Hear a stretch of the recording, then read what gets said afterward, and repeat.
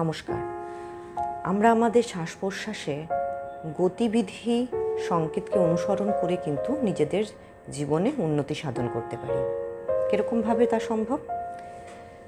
কোনো শুভ কাজে বেরোনোর সময় যদি চন্দ্রনাড়ি অ্যাক্টিভ থাকে, মানে হচ্ছে বাম নাসিকা থেকে যদি শ্বাস চলে, সেই ক্ষেত্রে কিন্তু কাজে সফলতা আসবেই। আর তার সাথে যেখানে পৌঁছানো হচ্ছে, মানে যে কাজের জন্য যাওয়া হচ্ছে, সেই গন্তব্যস্থলে যাওয়ার সময় বা সেখানে প্রবেশ করার সময় যদি সূর্য নাড়ি অ্যাক্টিভ থাকে, মানে হচ্ছে ডান নাসিকা যদি অ্যাক্টিভ থাকে, তাহলে কিন্তু কাজে সফলতা পাওয়া যাবেই।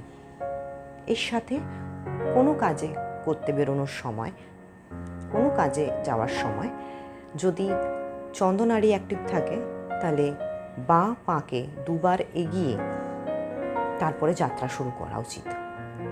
আর যদি সূর্য নাড়ি অ্যাক্টিভ থাকে,